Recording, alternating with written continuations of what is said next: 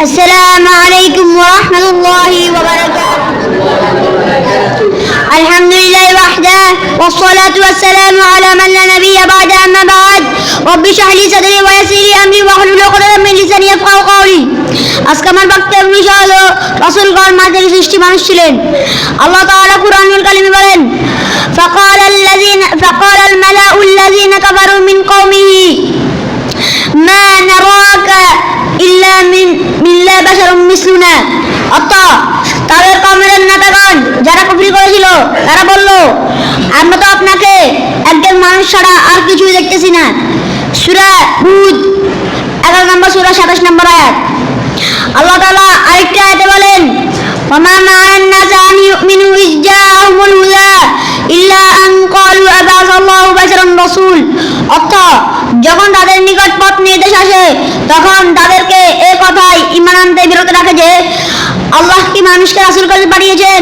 সূরা বনী ইসরাঈল সূরা 90 নম্বর আয়াত। আল্লাহ তাআলা আরো বলেন কুল মা কুনতু বিদআন মিনার রাসূল।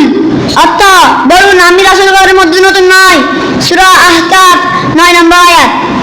আল্লাহ তাআলা আরো বলেন কুল ইন্নামা আনা বাশারুম মিসলুকুম ইউহা ইলাইয়া আন্নামা ইলাহুকুম ইলাহুন ওয়াহিদ ফাস্তাকিমু ওয়াস্তাগফির ওয়া ওয়াইলুল লিল মুশরিকিন। অর্থাৎ বলুন আমি তোমাদের মতো একজন মানুষ, শুধু পার্থক্য হলো যে আমার নিকট ওহী প্রেরিত হয়েছে।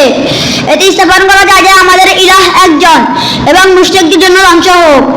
সূরা হামিম সাজদা 6 নম্বর আয়াত। আল্লাহ তাআলা আরো বলেন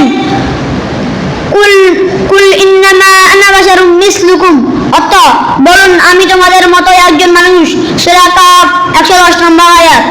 রাসূল সাল্লাল্লাহু আলাইহি ওয়াসাল্লাম নিজে বলেন عن عائشة رضي الله عنه قالت قال رسول الله صلى الله عليه وسلم خلقت الملائكة من نور وخلق الجن من مارج من نار وخلق آدم مما وصف لكم.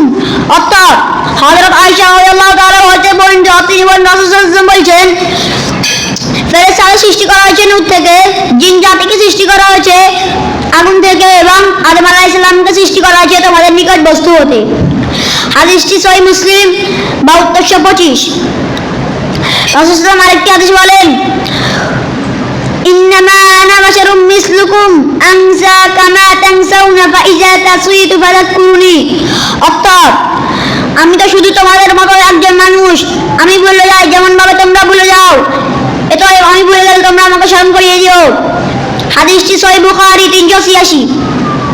আরেকটি হাদিস এসেছে রাসূল সাল্লাল্লাহু আলাইহি ওয়াসাল্লামের স্ত্রী, সন্তান, সন্তাতি, আত্মীয় স্বজন সবাই মাটির সৃষ্টি মানুষ ছিলেন। রাসূল সাল্লাল্লাহু আলাইহি ওয়াসাল্লাম খানাপিনা করতেন, পেশাব পায়খানা করতেন, বাজারে যেতেন। হাদিসটি সহিহ বুখারী 224। এ বলে আমি আমার বক্তব্যের বিষয় শেষ করছি। আসসালামু আলাইকুম ওয়া রাহমাতুল্লাহি ওয়া বারাকাতুহু।